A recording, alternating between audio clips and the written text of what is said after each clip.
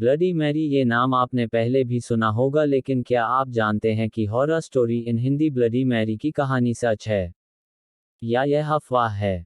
तो आपको जानकर हैरानी होगी कि ये बिल्कुल ब्लडी मैरी की रियल स्टोरी है और इसके बारे में इतिहास में बहुत सी जानकारी मिली है। आपको बता दें कि यह एक हॉरर स्टोरी इन हिंदी डरावनी कहानी है जो सच्चाई पर आधारित है। ब्लडी मैरी का असली नाम मैरी ट्यूडर था। ब्लडी मैरी हेनरी येल की बेटी थी। इंग्लैंड का राजा कौन था? उनका शासन 1509 से 1577 तक चला। हेनरी येल की दो बेटियां थीं, एक का नाम एलिजाबेथ और दूसरी का नाम मैरी, लेकिन हेनरी को कोई लड़का नहीं मिल रहा था। हेनरी को इस बात की बहुत चिंता थी, जो उनके गुप्त पाठों को संभालेगा। मैरी एक लड़की थी, इसलिए हेनरी को मैरी बिल्कुल पसंद नहीं थी, न ही उसके साथ अच्छा व्यवहार कर रहे थे। महल में बहुत से सेवक होने के बावजूद मरियम को सारा काम करना पड़ता था। परंतु मरियम ने कभी भी अपने पिता को उल्टा उत्तर नहीं दिया कि वह उससे ये सब क्यों करवाता है। मैरी को कम ही पता था कि उनके पिता इंग्लैंड के सबसे शक्तिशाली व्यक्ति थे। मैरी 18 फरवरी 1516, 17 नवंबर 1558, जुलाई 1553 में अपनी मृत्यु तक इंग्लैंड और आयरलैंड की महारानी रहीं। उन्होंने अपने शासन काल में हजारों लोगों को ऐसी सजा दी कि इंसान की रूह कांप उठती है। ब्लडी मैरी इतनी निर्दयी क्यों थी? ब्लडी मैरी के पिता जो मैरी को बिल्कुल पसंद नहीं करते थे। अपने साथ हो रहे भेदभाव पर मैरी ने अपने पिता से कभी कुछ नहीं कहा, क्योंकि मैरी को इंग्लैंड पर राज करना था।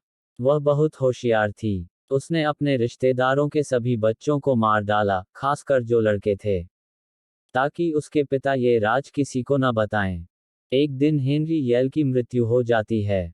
मैरी जो कि सबसे बड़ी लड़की थी, इसलिए कुछ दिनों के बाद मैरी इंग्लैंड की महारानी बन जाती है। मैरी एक निर्दयी रानी थी, जो अपनी प्रजा को हर बात पर राजी करना चाहती थी।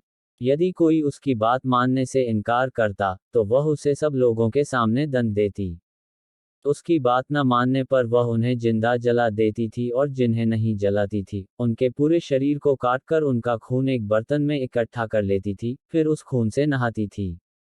रक्त स्नान के कारण ही मैरी को लगा कि वह अधिक समय तक जवान रह सकती है, इसलिए लोग उन्हें क्रूर मानते हैं। ब्लडी मैरी की मृत्यु कैसे हुई? मैरी ने शादी कर ली। शादी के बाद मैरी गर्भवती हो गई। ये खबर पूरे इंग्लैंड में फैल गई। ये समाचार सुनकर प्रजा बहुत प्रसन्न हुई। सभी को लगा कि रानी अब थोड़ी शांत हो जाएगी। लोगों पर अत्याचार हो रहे हैं, शायद इसमें भी कुछ कमी आए। एक दिन मैरी के पेट में तेज दर्द हुआ, मतलब उस दिन बच्चे का जन्म होने वाला था। इसलिए मरियम ने उस दिन एक बच्चे को जन्म भी नहीं दिया। मैरी का पेट सूजा हुआ था, फिर बच्चा क्यों नहीं हुआ? इस घटना से हर कोई स्तब्ध रह गया।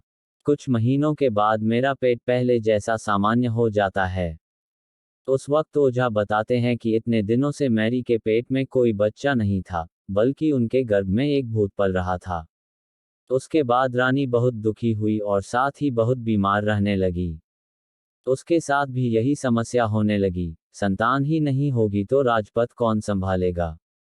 ब्लडी मैरी जो अपने पति से दूसरी शादी के लिए भी नहीं कह रही थी। यदि उसका पति पुनर्विवाह करता है, तो उसका बेटा मैरी के शासन का शासन करेगा। मैरी यह सब नहीं चाहती। वह अपने ही बच्चे को गद्दी पर देखना चाहती है। इस सपने के पूरा न होने के गम में रानी लगातार बीमार पड़ती रही और उसकी दर्दनाक मौत हो गई।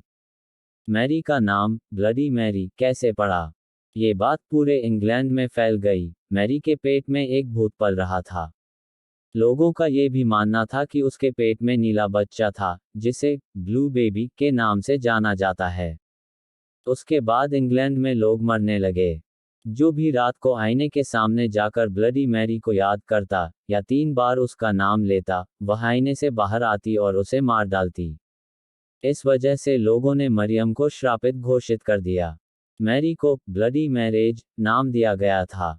इसके साथ ही मैरी जिंदा रहते हुए भी लोगों को काफी टॉर्चर करती थी।